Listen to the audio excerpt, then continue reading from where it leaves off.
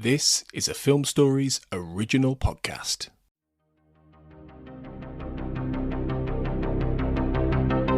This is Writers on Film, the only podcast dedicated to books on cinema.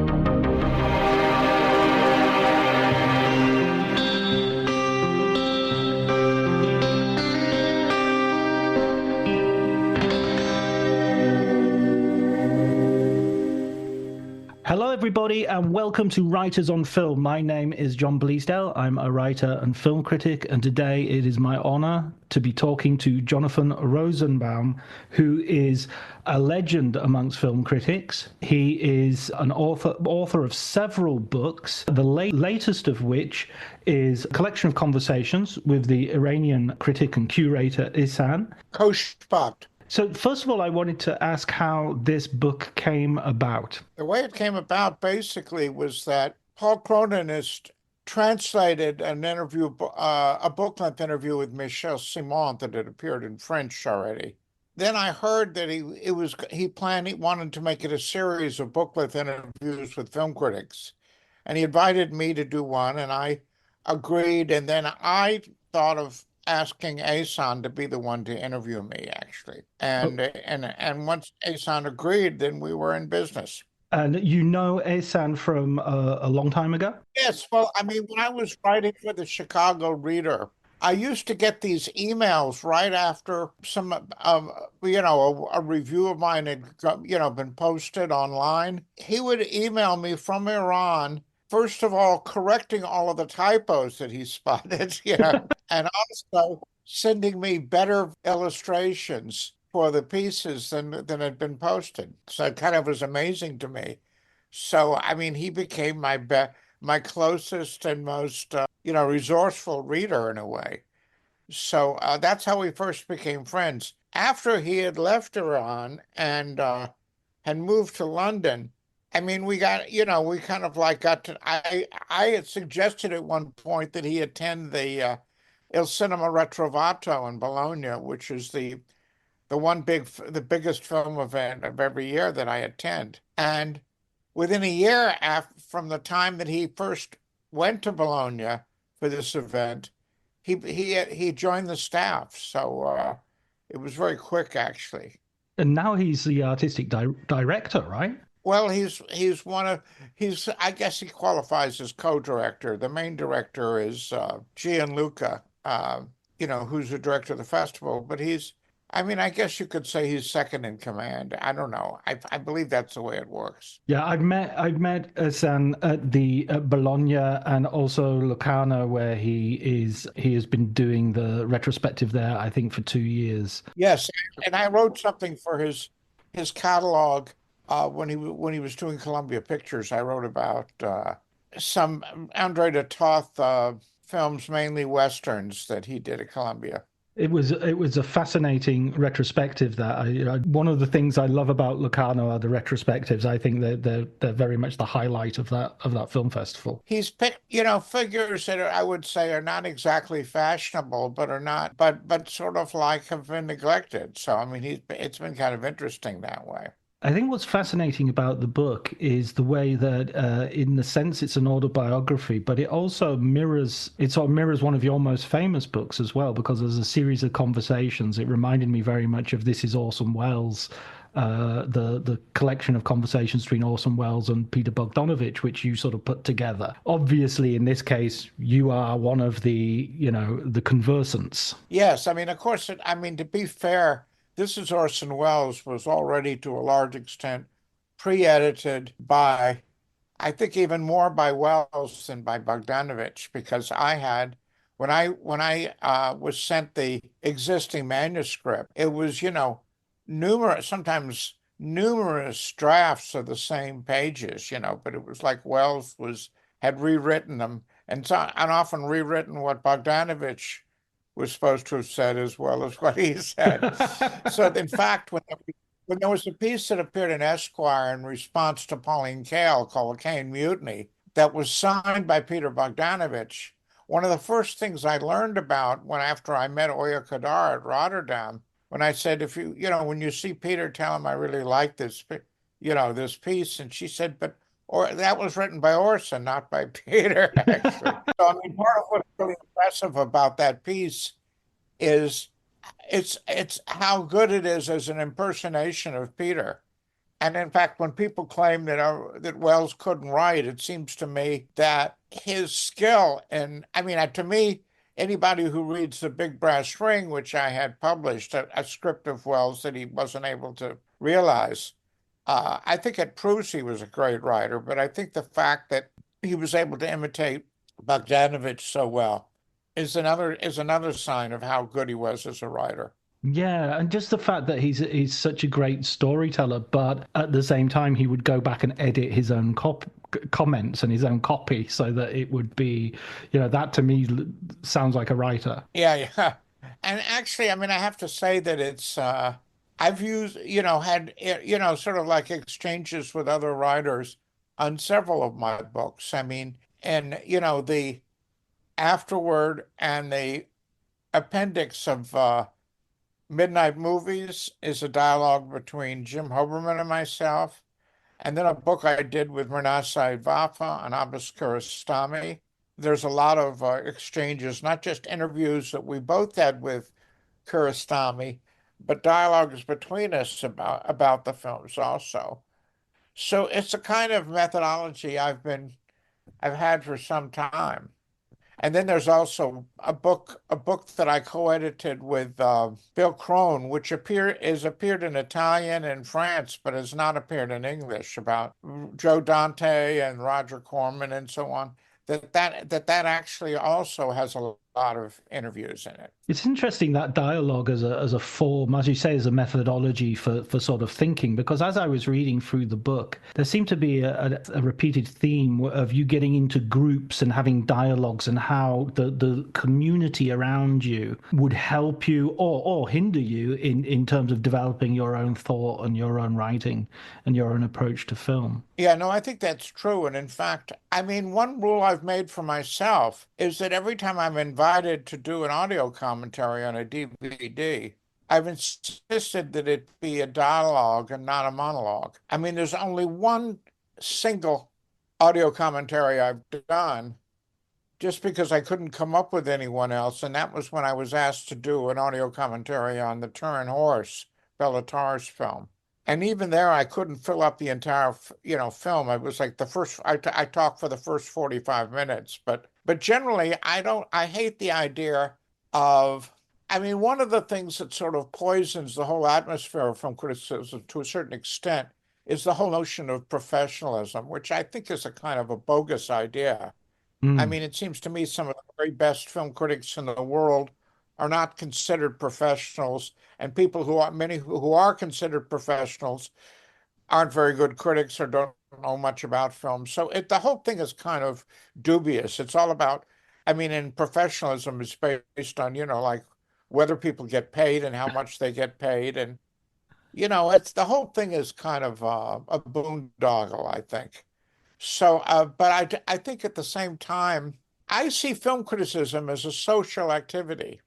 And it's changed over the years, because it used to be that, you'd see a film in one time frame, and then in the following time frame, you'd discuss it. But now it seems to me that what makes it social, before what made it social was the fact that you would all see the films together in the same room. Now it's like you see it maybe in different situations, and then you get together afterwards to discuss it, or you discuss it on the internet. But it seems to me that it's still social, and that I think that needs to be acknowledged, because the whole idea of, see, I think there's so many things about film criticism in general that are assumed and are not by everybody and are not true. For example, most people seem to think that it's possible to determine whether films are good or bad using both terms in quotes, when it seems to me, unless you're talking about who it's good for or what it's good for or bad for, it's a meaningless distinction. So and in fact, that's what seems to me so crazy, because it seems to me perfectly reasonable that a film that is good for me for various reasons, which I could list, may not be good for you. And the same thing with bad films. I mean, it's like there are too many intervening issues that are just ignored. And in the same kind of way, when people talk about things like, even though I participate, in 10 best lists, and people saying this was a good year for movies or a bad year for movies.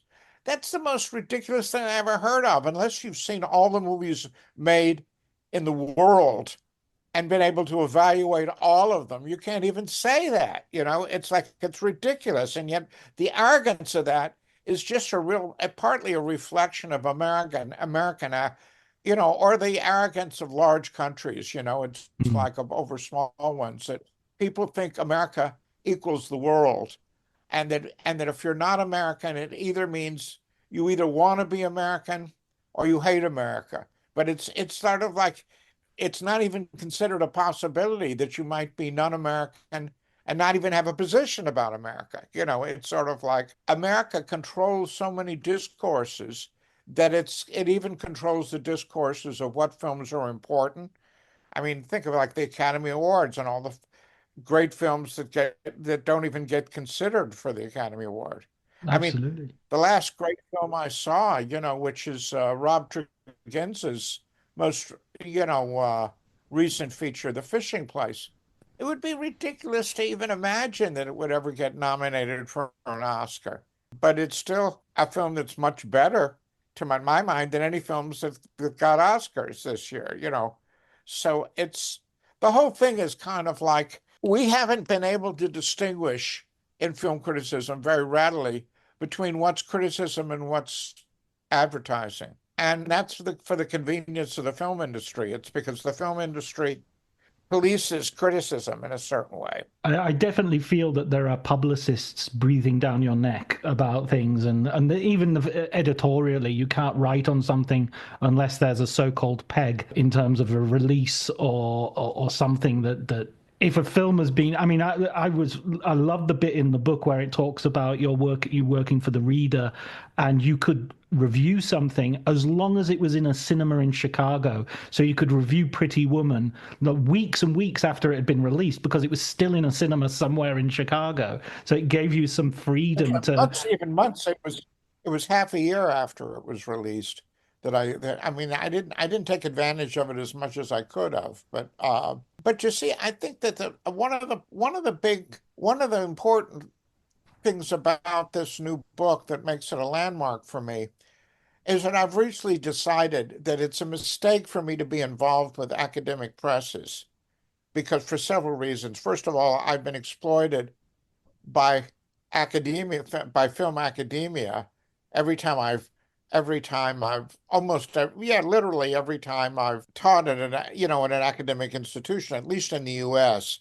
I can't say that I was exploited at Film Factory in Sarajevo or at St. Andrews when I taught there in Scotland, but everywhere in the U.S., every time I've taught, I've been treated as an adjunct by people who know less about film than I do. And when it comes to, one of my most ambitious books, which came out last year, In Dreams Begin Responsibilities, a Jonathan Rosenbaum reader. This is a book that includes film criticism, literary criticism, and jazz criticism, or music criticism that's mainly jazz criticism. And because it deals with all three, it was rejected by two of the leading academic presses, even though in both cases, at both presses, the editors I submitted the manuscript to liked it and wanted to publish it. So it was very shocking for me to discover that not even the editors have the last word on manuscripts at academic presses.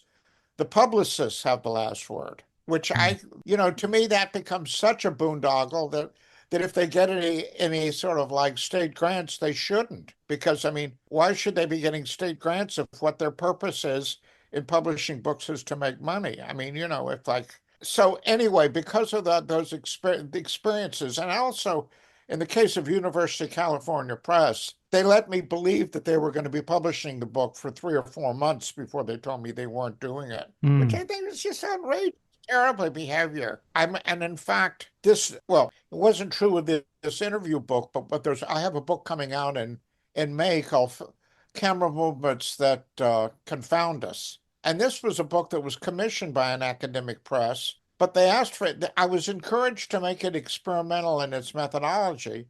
But after doing that, there were all sorts of objections and requests for revisions. And I tried to do some of them, but then I got more criticisms and asked for more changes. And I decided, because I had an offer from Sticking Place Books, that they could take over and pay the same amount of the same advance, that I switched publishers in midstream. So Right. I'm grateful to actually Fordham University Press for having been responsible for me thinking up the idea for the camera movements book. But in fact, even though I'm very grateful to the editors there who helped me along in various ways, Erica Balsam and Genevieve Yu. Nonetheless, it's not only was I able to to publish the book as I wanted to do it with Sticking Place Books, they're bringing it out a year earlier because they're not constrained by the fact that academic press books in the U.S., unlike those in Europe, take at least a year, which is kind of ridiculous. I mean, it doesn't take a year to put out a book, but it takes academic presses a year because of the bureaucracy, I guess, Mm. uh, and because of all the methodology of. I also, you have to submit to things like readers who hide their identity, which, I don't know. I feel like at 82, I'm a little too old to be playing these games. Yeah. I almost feel like I'm open to criticism, I'm open to discussion, but at the same time, what I'm being asked to conform to by academic presses, often reactionary ideas, or at least plus the fact that I think this is a more of an ideological thing that's happened to me, that from a very early age, I know that I knew that I was a writer. And before I became a film critic, I really considered myself a literary writer. In a way, I've never stopped considering myself a literary writer. So I realized that in a certain kind of way, one of the problems I've been having with academic presses is that they have different values which are not literary values. That in fact, to make my books conform to what they want, I have to lose my voice.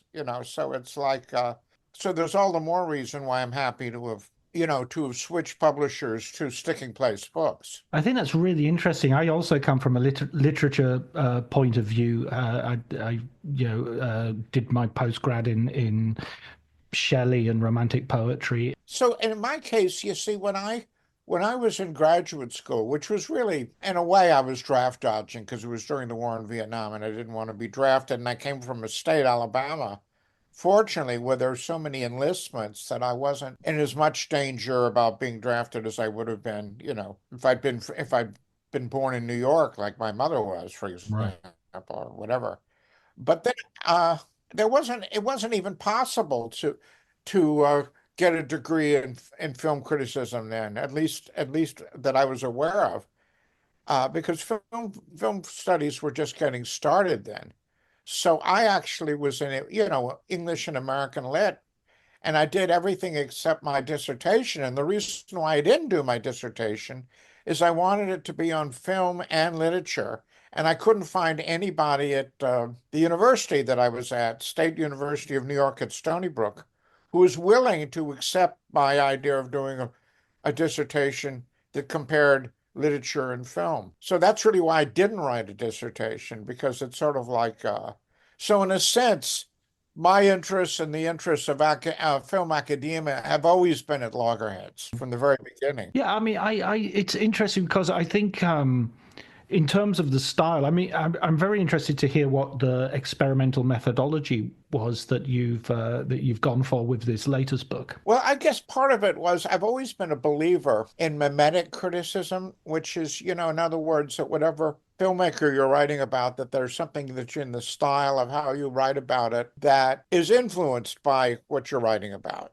And so I would say, since the topic, and it's really not a survey, because it's too big and unwieldy a subject, confounding camera movements. But the point is that I think I wanted to write confounding sentences, or Right. sentences that went in unexpected directions. That one way of trying to understand something is trying to imitate it. And so that's the main way And I guess there's just other ways in which, because I was sort of like feeling already in conflict with certain academic ideas about what's academically correct, I wanted to make it academically incorrect. So, I mean, in some ways, for example, one of the things, I don't know if you can call this experimental, but even though it's a book that's about camera movements in films, I also deal with camera movements in the daily news on TV and Right. also ideological aspects. In other words, if we really love certain kinds of very smooth tracking shots, if that has to do with a certain ideas about wealth and having access to these wealthy toys and tools and so on. So there are all kinds of aspects to my subject that would not normally, I guess, be considered, which I've tried to include in my book. Does that mean like sort of a So I guess smooth? that's Does that mean sort of like a smoothness that you would get with, I don't know, Stanley Kubrick's Steadicam or Wes Anderson's sort of lateral panning? yeah, yeah. And Alan Renee is a very important reference point. Yeah, and an interesting thing about Kubrick, for example, that I don't think it's been analyzed, and I don't go into detail about it, but one kind of camera movement that Kubrick does and that you don't find elsewhere very much is tracking shots that move outside a set, following characters inside a set. Like, for example, you might early on in The Killing, you have Sterling Hayden walk across all of his apartment from room to room, and the camera follows him from a distance outside the set. Through So walls.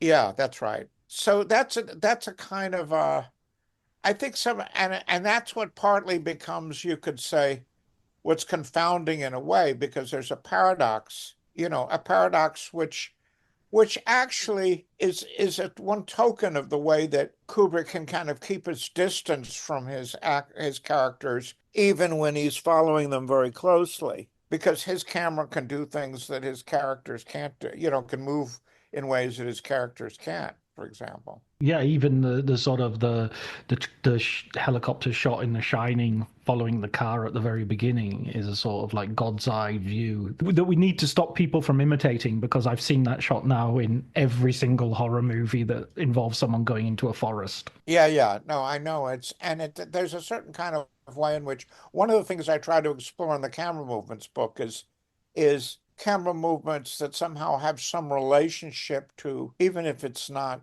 clarified, to footsteps, or Hmm. if it's not whether it's gliding or if it's like, in other words, if the camera, and of course in The Shining, it's different because the camera angle is lower because of it's following the little boy who's, in that cart sort of moving through down the hallways. Yeah. So it's, yeah, I mean, I think I can't say that the book was sort of like done in a fairly intuitively. So it's not a systematic examination of the subject.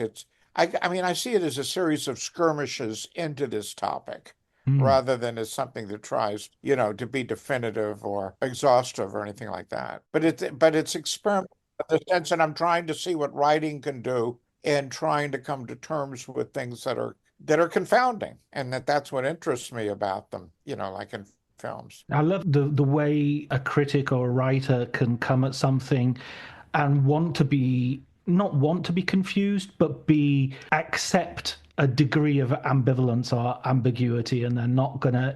This is something that confuses me, and I'm not gonna jump to the answer. I'm just gonna think about that for a bit. Yeah. It's one thing, in other words, movies that call attention to our own responses and what provokes them. I'm very grateful, by the way, to Genevieve Yu, because once I started work on the Camera Woman's book, she suggested I take a look at Inside the Ella Cocoon Shell, a Vietnamese feature, which has got to be one of the greatest films, new films that I've seen in the last few years. And it's been available, both in the US and in Europe, but at the same time, it certainly doesn't have anything like mainstream recognition, and is really a kind of an avant-garde film. And it's a first feature, which is even more impressive, involving a lot of very extensive camera movements, but camera movements that are not exactly that don't follow the rules that we usually associate with camera movements. Anyway, it was a perfect film for me to be wrestling with for this book. One of the films. Throughout Travels in the Cities of Cinema, you have it's structured by these movements. You from city to city, from your home in Alabama to New York, and then Paris and London. Yes. I think that that's one of the sort of an overriding theme as well in terms of your cinema. I mean, you've just mentioned the Vietnamese film for our listeners to now look up and discover this idea of, we want to open up the world of cinema to the world, and not simply Hollywood and the 100 best films on the list, or whatever the canon. So you've had two journeys really. That's partly a reflection even of my upbringing, because I think because I grew up on a Frank Lloyd Wright house in Alabama, there were a lot of interesting visitors from different parts of the world who would come by that for one reason or another. So I grew up being kind of fascinated by people from other cultures and other countries. And you all also had access to all those cinemas as well. You had access to a bunch of cinemas that were your grandfather's. Yes, and it was also during the period when, because of the separation of the studios from the theaters, because of the divestiture, that went on between the theater, that consequently there was a lot of that there were foreign films that were showing in my hometown. I mean, maybe not as many. When I first became interested in film as an art form was after I had basically moved to the north, to go to college and kind of stayed there.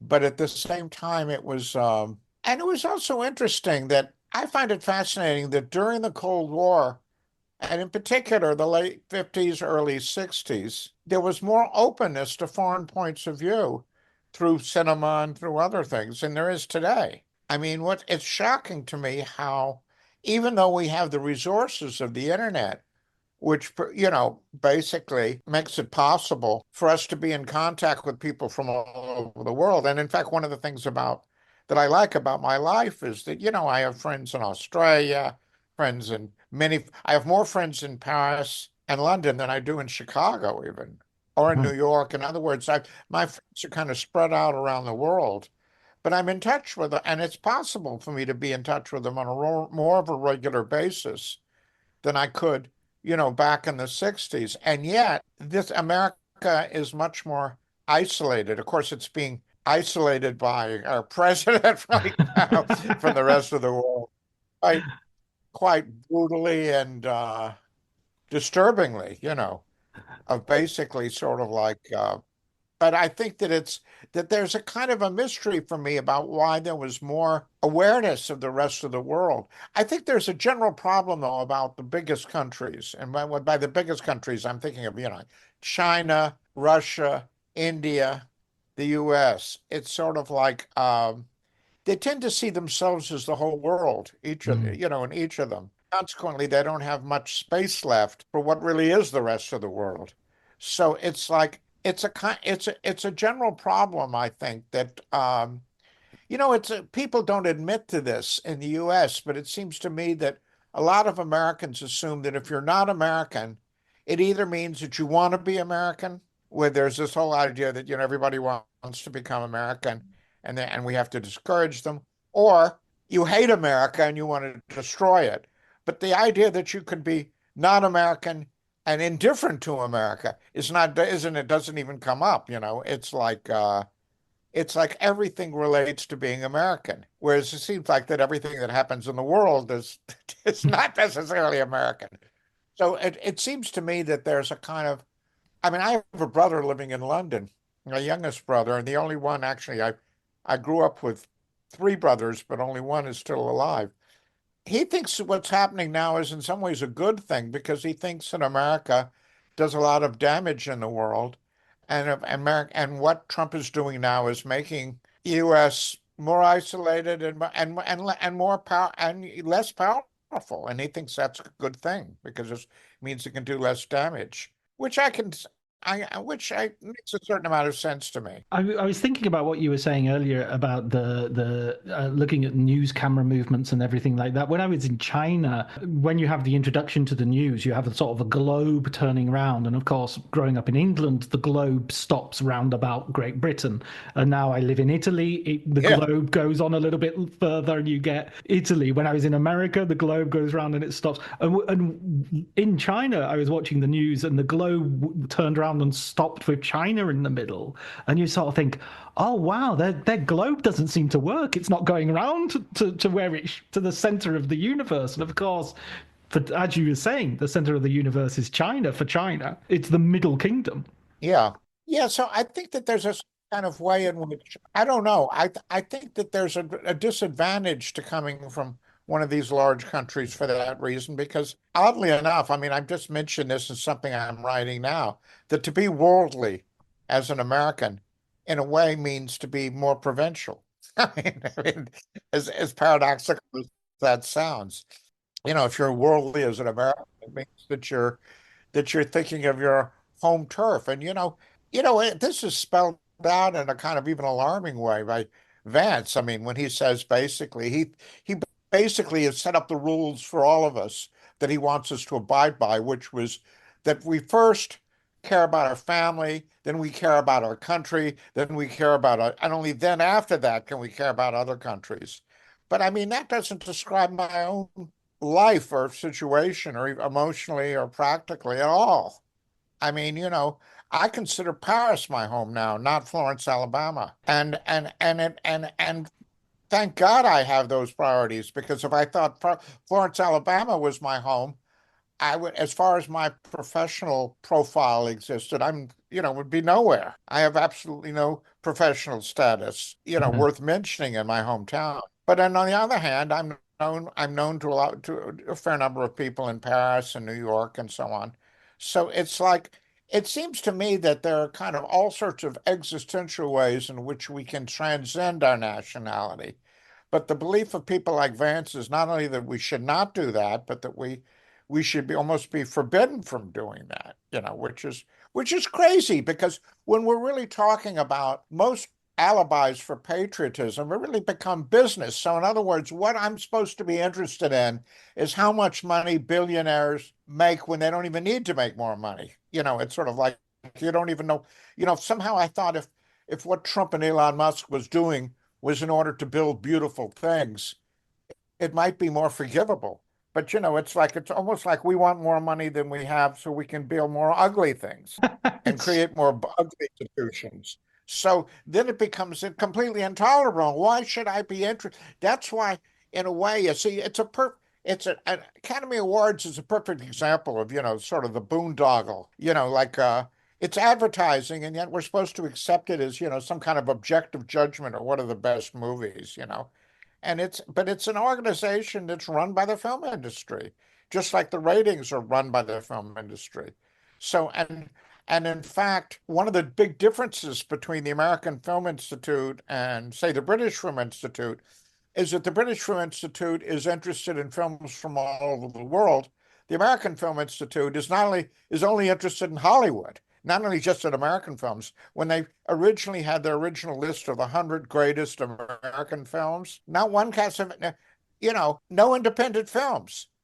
Chaplin, when they did the 100 best comedies, Monsieur Verdoux couldn't be included because that's an independent film. It's not a Hollywood film. So the point is that it's like, but what I'm saying is that these kind of biases are so active in our institutions now that people don't even know to what extent they're being they're what they think is sort of the objective news is actually advertising. And in fact, what is the Academy Awards but reselling products that have already been sold again, making more money out of something that they Absolutely. And then films also, in a strange way, become advertising for the Oscars, because I sometimes see the nominations and I sort of think, okay, I bet this one will win, not because this movie really needs an Oscar, but the Oscar really needs the credibility of awarding this movie. Yeah. Anyway, so I think that there's an awful lot of unexamined assumptions that exist in the world of film criticism that I think need to be examined more closely. It's one of those assumptions that you, when you were traveling and when you were, are there some assumptions that you've found yourself deconstructing or taking to pieces, or at a certain point you've gone, okay, no, I was wrong, for that half of my career, and this was a particular bias that I'd somehow breathed in with the culture and with the oxygen? Well, yes, the first book I did, which is actually my most literary work, actually, Life is James Nairnford, academic film critic. He basically, I was trying to connect the fact that I grew up in a family of exhibitors with the fact that I later became a film critic, when in fact, before I wrote that book, those were two parts of my life that weren't exactly connected, which seemed crazy, but it was. So there was a personal drive behind, my writing in the book, because it was trying to connect parts of my life that were disconnected. Mm, mm. And then to me, one sort of definition I have of sort of like, I guess you could say experimental art of different kinds is to make content that has previously been unavailable available. In other words, it's in order to express something that hasn't been expressed, you sometimes need to change the methodology of the writing or whatever, and in a sense that when I do things that are experimental, it's really to get at things that I couldn't get at otherwise. And so you see that also you also have a great love for jazz, which comes through in the book. And Ehsan, Yes. I know, is a huge jazz fan. Yes, that was part of the basis of our friendship in a way, because at the time, I mean, he became particularly interested in, like I reviewed a lot of jazz films when I worked for the British Film Institute, and was, reviewing a lot of jazz films for Monthly Film Bulletin. So, yeah, and I think in a way, that's been part of the basis behind our friendship from the beginning. The fact that we have this interest in both film and jazz. And we've even done programmed jazz films together, which we've done. We've presented programs of jazz films in Turkey, actually, and we also did, done some in Bologna. What would be an example of a film that for you synchronizes or synthesizes jazz and cinema best? Well, the best example in a way is the last piece in my book that came out last year, in Dreams Begin Responsibilities, because the last piece is one of my favorite works of jazz, even though it doesn't have any improvisation, is an hour-long big band piece for, it's called a jazz cantata, that composed by André with two singers, one alto and one soprano, that uses a text from Finnegan's Wake called Anna Livia Plurabelle. And because a performance of that work is available on YouTube, and so everybody can access it, it was my way of dealing in the final piece in the book, written especially for the book, a film of a jazz work that's derived from literature. So in other words, that all three art forms are intermingling and doing things for each other in ways that I try to analyze. So, and these have been sort of like lifelong. I mean, one of the great discoveries I made when putting together in Dreams Begin Responsibilities, was just how much that I've been comparing literature and film and jazz throughout my entire career without realizing it. Just because they were sort of like early loves that have stayed with me. And so I actually reevaluate. I actually got a different take on my own career while putting together the book, of realizing how much that gave a kind of continuity to pieces that I didn't know that they had. And I'm going to have to dig that out. I mean, I'm a huge Joyce fan, and Finnegan's Wake is a book I've been reading and rereading constantly for about 6 years, just sort of on a loop. Every time I get to the end, I have to start again. Well, the funny thing is, I've never even read all of it, but I feel like I don't even feel like I have to, to me, it's like something I bathe in. Yes. I dip in and bathe in, and part of my argument when I'm writing about the jazz work of Godard is that it's actually my two favorite works by Joyce are Dubliners and Finnegan's Wake. To me, the problem with Ulysses, even though it's very brilliant and impressive, is that it's almost like more impressive as an accomplishment than as an experience for me, because there's so many. Whereas it seems to me Ulysses is not something I can bathe in the way I can bathe in, roll around in Finnegan's Wake. And it's also in a way more universal too, because one interesting experience one might have is, I don't know if you've ever heard Finnegan's Wake being read from aloud where children are present. They tend to giggle a lot. They really appreciate it. Kids can really get into it because, at least my theory about it is that Finnegan's Wake sounds like the way the grown-ups sound when they talk, only funnier. It's like the Charlie Brown experience of the grown-ups are just talking blah blah blah blah blah blah. Yeah, exactly. I don't want to tell you the end of Finnegan's Wake, but basically it does just come back to the beginning again and start all over. So you could argue that anywhere in the book is the end. It's just wherever you stop reading. That's right. Yeah. And I love that because I love the whole idea of open works in which that depend on the creativity of the audience. In other words, to me, part of the greatness, so much of the greatness of Wells is based on the way he uses the imagination of the viewer and the way he basically makes his audience collaborators, creative collaborators. And that's something I like to do too. Like, for example, one of the things that I'm most proudest of with that book, and Dreams Begin Responsibilities, is that I wanted to figure out a way of conveying on the cover of the book and the back cover what the book is about. And so what I did was, all right, in the front of the book are, you could say, rhyming images, which are images from 2001 and Playtime, which actually came out around the same time. And there's a piece in the book about the two films. But then on the back, I have rhyming images, one of which is Charlie Parker looking at Coleman Hawkins playing a solo. And this is an unfinished film that Jean Millet made that was never even finally finished. And then below that, the image that rhymes with it is perhaps the most famous image from Ivan the Terrible of Eisenstein. And to me, and what makes me proud of that is, first, the whole idea of rhyme is literary. So that's the way I convey the idea of literature on the front cover and the back cover.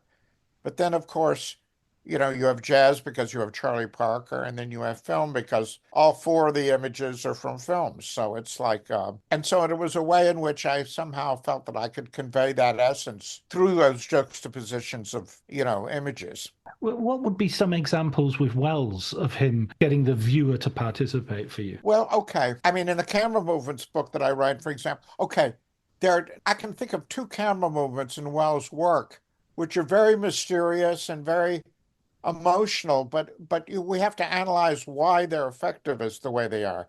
One is, there's the image of Charlie Kane as a little boy playing in the snow, and then the camera backing away from him, moving through the window where his mother is calling out to him. And the point is, as the image becomes wider and more inclusive, the future and the fate of the character becomes narrower and narrower, because his whole future is being signed away during that sequence. Right. His mother is signing a contract where he's going to be taken away. So, all right, that's one. Then you have a camera movement that's very early in Mr. Arkadin, when Guy Van Straten is sort of like hurrying up the steps that are on the outside of a building.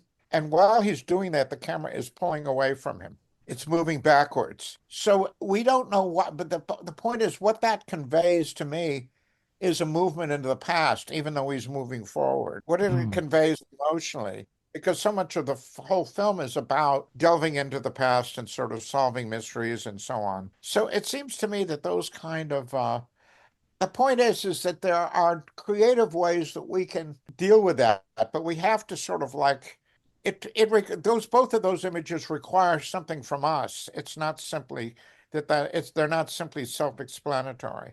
And there's a great quote from Wells when he was still just a stage and radio director, when he said, "I just want to give an audience a hint of a scene, not the full hint of the scene, because that's when theater becomes a creative act when you have the audience working along with you." So I mean, he spelled it out even in the way he thought of what he was doing. And so much of what his, what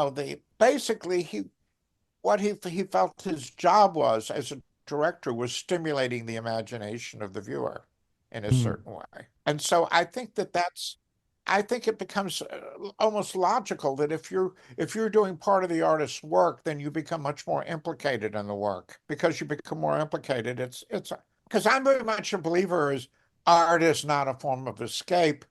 It's a way of we should go to art and even to learn better how to live, you know. In other words, that art is a way of improving our lives, Mm. not a way of escaping from our lives, at least as I see it. And it literally is true for me in the sense that, for example, Playtime is a movie that I feel in very concrete ways enabled me to learn how to live in cities without being, I mean, when I was living in New York, one of the things that motivated me moving to Paris was that when I'd be walking down the street in New York, I would be, suffering from sensory overload. There were too many things to look at, to hear, to smell, and so on. And to me, Playtime literally shows you a methodology of how you can organize it all in your head and even make it funny in certain ways when you see the relationship of what's going on one side of the street to what's going on the other side of the street. There's a certain kind of creative way you can come to terms with it. And Playtime shows you how, I think. So I think that my favorite example of a way that art can improve one's life. But there are many others, obviously. Oh, absolutely. I think feel that films have had a huge influence in teaching me lessons which go from the very, very trivial to the deeply profound. I also wanted to ask you about you working on several Wells restorations, The Other Side of the Wind and Yes. Touch of Evil. Could you tell me a little bit about that work? Because They that were not was. really, either, I should say, are really restorations. To be Mm, quite honest, in other words, restoring means putting things back to the way they were. And that wasn't what was done with either of those films. But it was trying to realize ideas of Wells that he expressed. I'm much happier with the experience of what happened with Touch of Evil, which I feel was a successful experience in all sorts of ways, even to the point that the re-edited Touch of Evil was an actual commercial success. So it's one of the only commercially successful release of a Wells film, at least in the U.S. Unfortunately, the trouble with The Other Side of the Wind, well, there are multiple. Part of it is that it's, okay, an unfinished film. It's really an anti-Hollywood film that was edited by 90% of the people who were making the final decisions on the editing were Hollywood people. So mm, they were following Hollywood protocols in what was an anti-Hollywood film. And I felt that lessened the power of it. I mean, there's specific sequences that were more powerful before the editors of The Other Side of the Wind got their hands on it. Like, because the Wells' own edit of the sequence, there's a gay baiting sequence in The Other Side of the Wind with John Huston and I can't remember the name of the actor, but he's an actor who's also plays the lead in The Fountain of Youth, the TV pilot Wells made. Anyway, the way Wells edited originally was a sequence that really made me squirm. I mean, it was sort of like it's just reverse angle of looks, of embarrassed looks between these two characters. But it really was kind of like uh, an excruciating. They decided to add an off-screen piano. Why? Because I guess there are other scenes in the house at the party that have an off-screen piano. But it seriously weakens the sequence. And when I was shown in this case, the rough cut, I said, you definitely shouldn't do that. You have to, and they wouldn't follow they basically felt that it was more important for some stupid continuity with other shots, to have that off-screen piano and making the scene much weaker. So I think that I generally feel that the music also that was done by Michel Legrand, even though the music he did in F for Fake is great, but of course Wells was guiding him and using him, the way he wanted it to. Whereas there was no, I think that both the quality of the music of Legrand and The Other Side of the Wind and the way it's used are terrible. So I generally think on the whole, the way that the soundtrack was treated weakened the film a lot. And what struck me is unbelievable. Wells believed, for example, on The Other Side of the Wind, that you have two blocks of material. You have the material of this party that's going on, and then you have the material of a film within the film. And he thought that the two blocks of material should have be equal in terms of length, in terms of prominence, whereas almost everybody who worked on the film, including even Joe McBride, who's a real well expert, thought for commercial reasons that the party sequences should be more prominent and there should be more of those and less of the film within the film. So there was already a way in which they were betraying Wells' intentions for what they thought, well, I think one kind of term that we don't use in American culture, but we should use all the time is capitalist censorship, because I think it goes on all the time. And just following the argument that this is commercial, somehow there are all these things that you can't do. But I think that there's an awful lot of ways in which, but then there's also the other issues with The Other Side of the Wind that I think even if Wells, we can't even talk about Wells' intentions entirely because his intentions changed every day. I mean, he kept making changes, and so it's if even if we were restoring it to what he had in mind, because there was about, oh, I don't know, a fraction of the film that he'd already edited. But even there, they didn't follow everything. For example, there's a long sex scene in a car that he edited fully, and they cut it down for the Netflix, for the version that was released. Also, let me just mention another thing that's a cause that I'm involved with, is that the only way that The Other Side of the Wind can ever come out on DVD is if Criterion chooses to bring it out because they have an exclusive deal with Netflix. They decided they're not doing it. Now, why they're not doing it, I don't understand, but there's been an awful lot of PC thinking at Criterion lately, but reflecting in the kind of things that they pick up for release. And I don't know if they rejected The Other Side of the Wind because of the fact that, I don't know, Oya Kodar plays a Native American. There might be other reasons. Maybe they just think, well, it's a bad film. But nobody, if it was PC, it's very short-sighted because Criterion brings out Touch of Evil, and Charlton Heston plays a Mexican, but nobody objects to that now, even though it's just as politically incorrect as Oya Kodar playing a Native American, I would think. So I think that there's a certain kind of way in which, I don't know, there are issues involving the film. I actually think the most important unseen Wells film is Don Quixote, not in the version released in Spain, which is worse than anything that was ever done to any of Wells' other films, actually. But of course, Oya Kodar unfortunately didn't know that Jesus Franco was, the biggest hack in European cinema, and was not. All she knew was that he was the assistant director on Chimes at Midnight, and she was. It was during the war between Serbia and Croatia, and she was trying to keep her parents alive and was desperate for money. So selling the rights to Spanish Expo was a way to keep her parents alive, and so she made a lot of decisions that she later regretted, in terms of because she also remembered that Wells said, that I have to discard all the material with Patty McCormick because we never could shoot enough of it, and so I have to redo it all with Beatrice. Well, he never did redo it with Beatrice, and all the best materials that I've seen from Don Quixote are the sequences with Patty McCormick. So the point is, any proper version that should be allowed to see must include all that material. And in fact, I even posted one scene from it.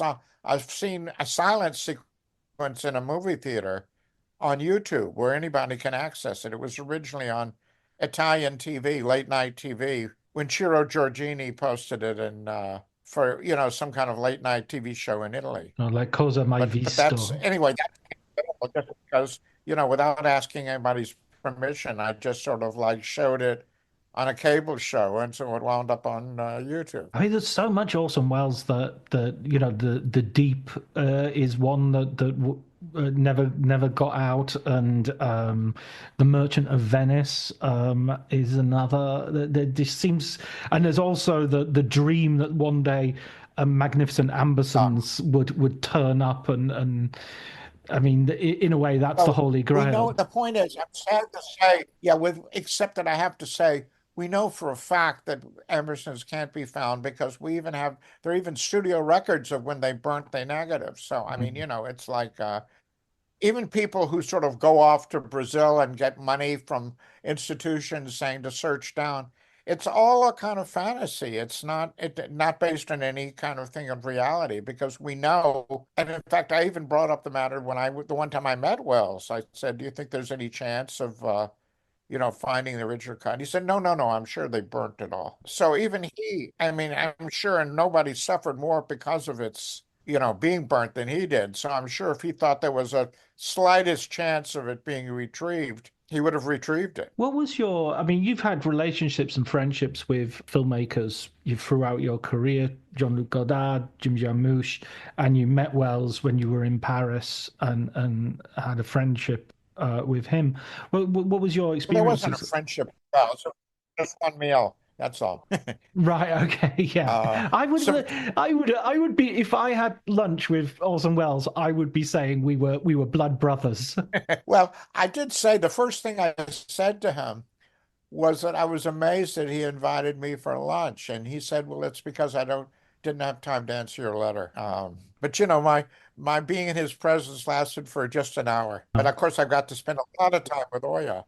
I mean, who's a friend, and I've been to visit many times at the Villa Wells, and so I've even been able to spend times with his library, the books that he had, because she still has all of, his books, for example. Not all of them, because there were probably some in Las Vegas too, with his wife and daughter. But, I feel that most of what I know about Wells came not from the hour I spent with him, although some of it came from that, but more from what I learned from some of the people he was closest to, because I got to spend lots of time with Gary Graver and Oya, both, and other people he worked with. So we're coming to the end of our conversations. One last, there's a couple of final questions I want to squeeze in, if I may. One of the things that runs through the Sure. book that I thought was kind of funny. I was talking to Alyssa Wilkinson a couple of weeks ago, and we were talking about how there are no good feuds amongst critics anymore. And then reading your book, I was thinking, oh my God, there were so many feuds. There was such an atmosphere of arguing and people against people and everything. Yeah, yeah, that's true. It was kind of entertaining. I was much more, well, I don't know, argumentative and feisty in some ways back then than I am now.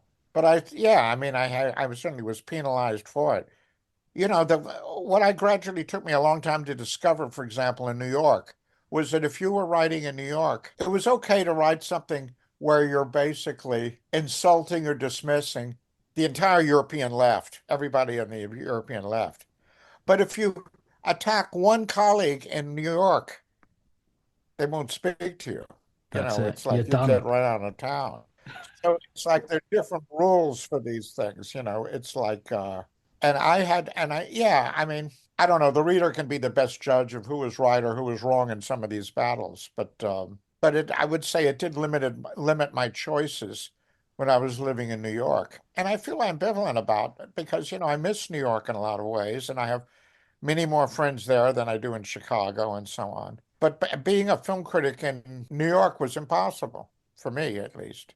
But it seems like it was also the case in London where there was a real factionalism between sight and sound and Yes, screen. that's right. It's true. And I wasn't enough of an insider when I was in Paris for my position to be controversial. So I didn't have that problem when I lived during the 5 years I lived in Paris. So you weren't Cahiers and versus Postif. I mean, it's funny that you mentioned Michel Simon and say, oh, he's kind of obsessed with Cahiers and the competitiveness between the two. And I interviewed him Yeah. a few years ago, and yeah, he spent a lot of time talking about how different he was from the people who wrote at Cahiers. Well, I also point out, and that's something was and is very alarming to me, that my all-time favorite American film critic, Manny Farber, was very competitive too, with me. So, which totally ridiculous. I mean, it seemed to me that there is no logical way that you could ever consider him or me being in competition with each other. But he nonetheless regarded me that way, and maybe because of he thought in sports terms. There's a theme that I talk about actually in this book, which is Jewish sibling rivalry. It's like that there's a Manny Farber grew up with, I think he was the youngest of three brothers who were close in age to each other, who were all, very much competitive.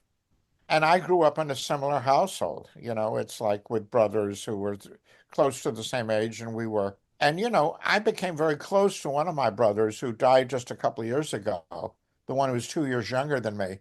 And we were both proud of the fact that we were able to overcome sibling rivalry and become very close.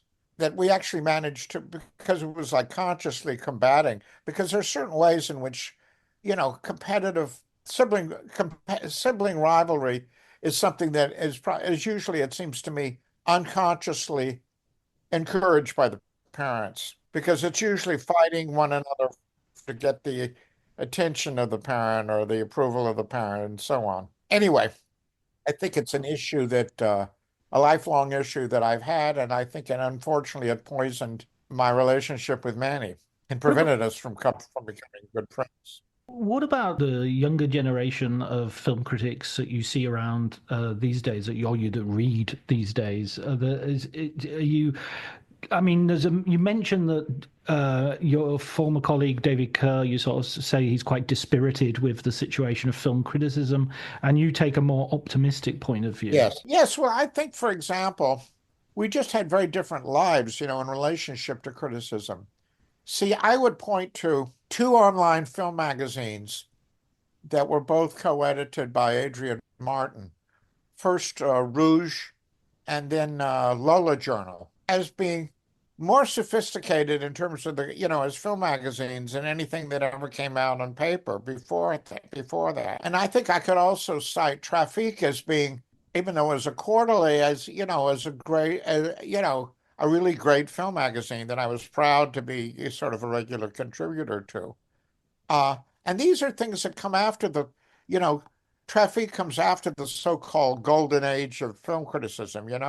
So I think the point is that there have been so many changes in how we watch film and how we write about them and so on, that I think people get confused by the fact that there's more criticism now because of the internet, and more bad criticism than before, but also more good film. In my opinion, more good film criticism than there was before. It's just you have to be motivated to go looking for it and to recognize it when you find it. But it seems to me that the big difference between Dave is he sees it all in apocalyptic terms, whereas I actually think, and but I have to say that there are very subjective reasons for me being optimistic, because most of the people who read me online are young. I mean, when I can, on Google Analytics, I can follow who, sort of like I can gauge how many people, what the age groups are who go to my website the most. And it's quite almost systematically, the younger they are, the likelier it is they'll go to my website. Where Mm. people my own age are the ones who go to my website the least. So that's what makes me optimistic, because of the fact that I have that, it's like that I'm a cult writer, basically. And I've kind of come to not only accept but appreciate that, because when you're a cult figure, it means that what you get from the people who like you is more intense. Like, whereas if I was writing for the New Yorker, I would be much more famous, but I'd be famous because of the aura of the New Yorker, and it wouldn't be as personal. It would be more impersonal. And as I've often mentioned, the one time I wrote something for the New York Times was, in retrospect, a pact with the devil. It's like I would never do it again. I think it was like a very unpleasant experience, and I don't even like the piece that they got me to write, What because did you write for them? what I wrote for them was when Ingmar Bergman died, I was invited by an editor on the op-ed page of the New York Times to write a dissenting view of Ingmar Bergman. Now, I was willing to do that and happy to do that, but then it was, for one thing, is I wanted to say more good things about Bergman than the editor wanted. I wanted to acknowledge that, that by reputation, that he was a great theater director, and he wouldn't allow me to. In other words, I had to write his piece, not my piece, that it was negative. And I had to, so I had to rewrite it 2 or 3 times. The headline that was run with the piece, which is Scenes from an Overrated Career, was a stupid and offensive. Yeah, I've read this piece, and it's it's one of those situations where I read the thing and I went, that headline doesn't match the article. No, well, of course, but that's standard, there's so many things that, in other words, they just wanted to get people's attention. But, I got more hate mail. And, I got more hate mail because of that title than because of my article, but it didn't matter because as far as the point is that it's almost like I'll be tarred and feathered forever because of that piece. And yet I don't even think it's mine. It's the New York Times. And in fact, it took me years before I was even willing to put it on my website. Right. And originally I would only put my original draft is on my website along with the published version because I think people can see the difference. Not that I'm that crazy about even the original piece, but anyway, that was it just made me realize that the way that there's always a trade-off, and that the larger your audience, the more compromised, at least for me, your work becomes. I mean, all I can say is, in terms of being a cult author, I remember taking out your midnight movies from Barren Furnace Library a long time ago and devouring it. So you've definitely got a cult devotee here, although no longer in Barren Furnace. The final question I'd like to ask, I always ask for a film book recommendation, Jonathan. So if you'd like to give me a film book recommendation, any at all that our listeners might enjoy. Okay, well, rather than mention, like Manny Farber's collected film criticism on Library of America, which I want to cite a film critic that's not widely enough read or appreciated, who's named Harry Allen Potamkin, who wrote mainly during the 20s and early 30s, who was also a poet, a communist, and, an American critic who, went to Europe in the 20s, interviewed Dreyer. I mean, who I think was a really interesting figure. He was also the first person who ever wrote about cult films, by the way. So there's a volume of all of his film criticism that came out years ago, which you could still track down. And so that's the one I would cite. Excellent. That's a brilliant recommendation. Thank you so much, Jonathan. And I would like to recommend Travels in the Cities of Cinema, Conversations with Ehsan Khoshbakht. Great. Thanks. It's been really fun talking to you.